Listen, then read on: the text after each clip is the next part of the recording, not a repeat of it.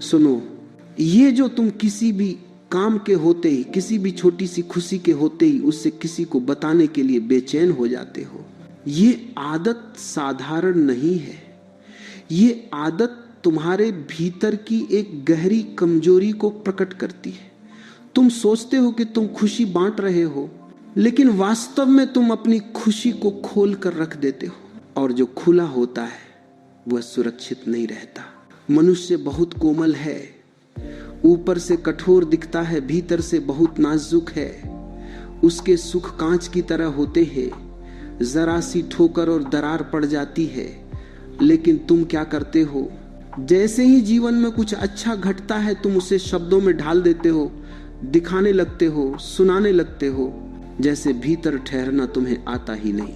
मैं तुमसे यह नहीं कह रहा कि दुनिया बुरी है, मैं यह भी नहीं कह रहा कि हर देखने वाली आंख शत्रु है, पर मैं यह अवश्य कह रहा हूं कि हर आंख पवित्र नहीं होती, हर दृष्टि में प्रेम नहीं होता।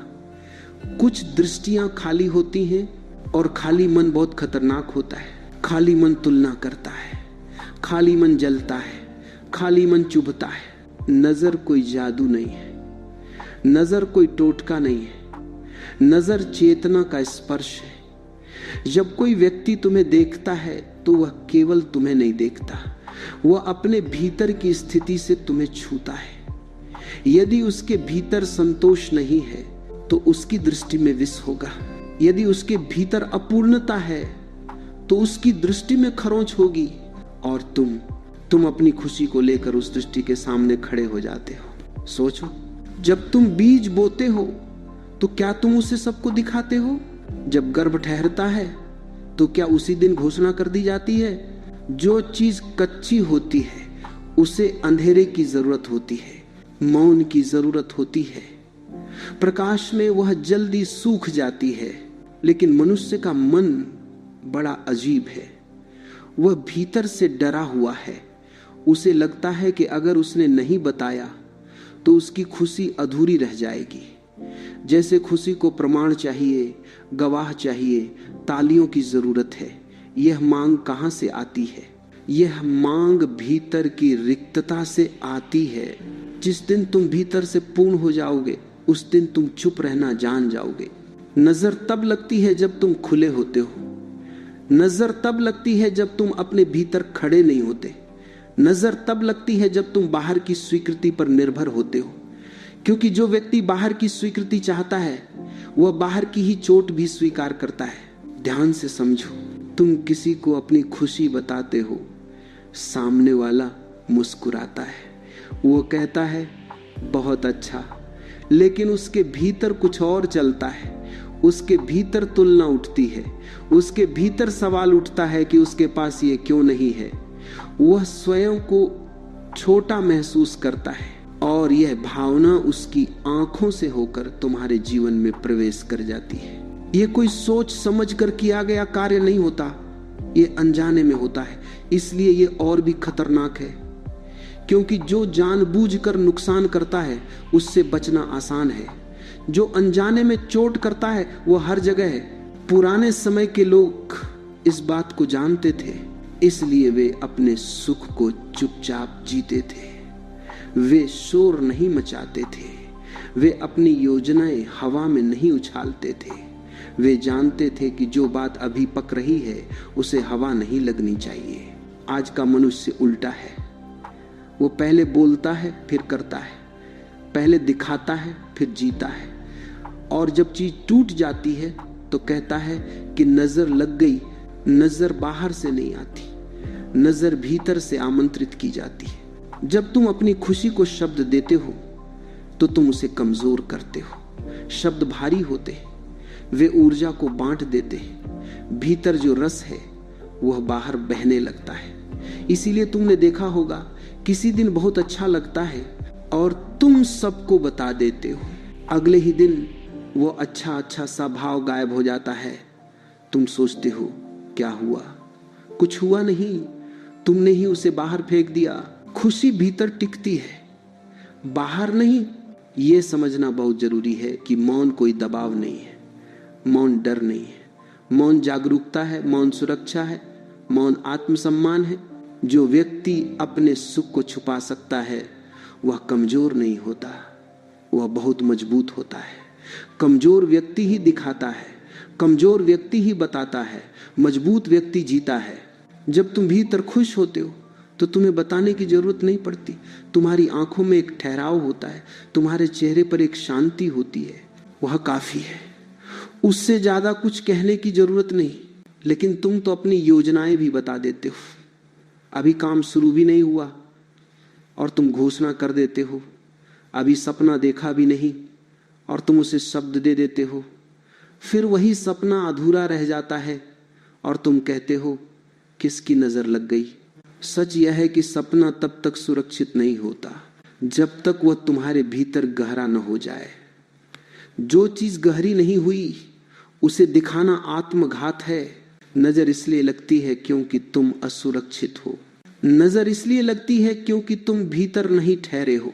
नजर इसलिए लगती है क्योंकि तुम बाहर देख रहे हो।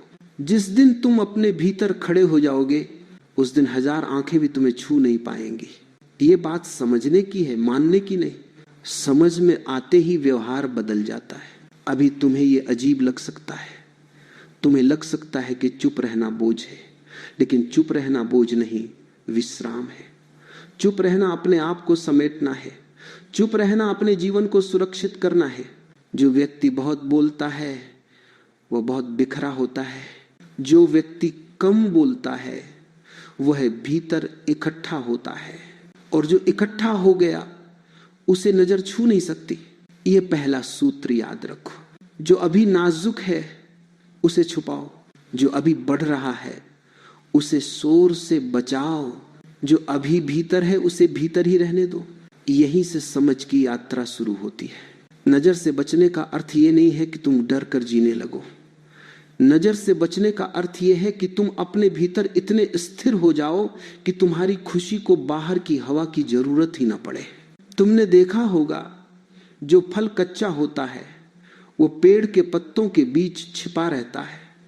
धूप उसे सीधे नहीं छूती, हवा उसे झकझोर नहीं पाती। लेकिन जब वही फल पक जाता है तब वह स्वयं गिर पड़ता है। तब उसे छिपाने की जरूरत नहीं रहती। तब कोई नजर उसका कुछ नहीं बिगाड़ सकती, क्योंकि अब उसमें परिपक्वता है। मनुष्य की खुशी भी ऐसी ही है।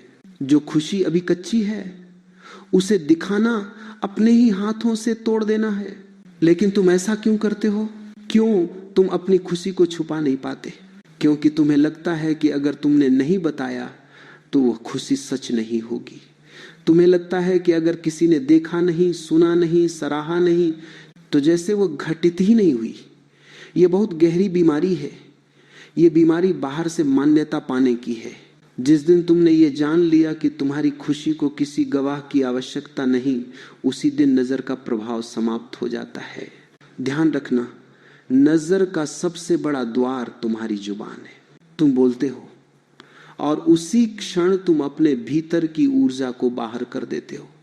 शब्द केवल सूचना नहीं होते, शब्द तुम्हारी चेतना को ढोते हैं। जब तुम किसी से अपनी खुशी कहते हो तो तुम अपनी चेतना का एक हिस्सा उसे दे देते हो, और हर व्यक्ति उससे संभाल नहीं सकता। कुछ लोग होते हैं जो सुनते हैं लेकिन भीतर कुछ और चलता है। उनके भीतर ईर्ष्या उठती है, चाहे वे उसे स्वीकार न करें। उनके भीतर तुलना उठती है, चाहे वे मुस्कुरा कर बधाई दे। यह सब बाहर से दिखाई नहीं देता, लेकिन भीतर घटता है। और भीतर की वही हलचल दृष्टि के माध्यम से तुम्हारे जीवन को छूती है। इसलिए समझो, छुपाना छल नहीं है, छुपाना झूठ नहीं है, छुपाना आत्मरक्षा है। जब तुम अपने सुख को छुपाते हो तो तुम किसी से कुछ छीन नहीं रहे, तुम बस अपने भीतर उसे पकने का समय दे रहे हो। जो पक गया उसे फिर कोई कच्चा नहीं कर सकता। पुराने समय में लोग कम बोलते थे। इसका कारण यह नहीं था कि उनके पास कहने को कुछ नहीं था। कारण यह था कि वे जानते थे कि जो अनावश्यक है वह बोलने योग्य नहीं। वे जानते थे कि हर सत्य को उजागर करना बुद्धिमानी नहीं है। आज तुम सब कुछ खोल कर रख देते हो। अपनी योजनाएं, अपने संबंध, अपने सुख, अपनी उपलब्धियां और फिर कहते हो कि सब कुछ बिगड़ क्यों जाता है।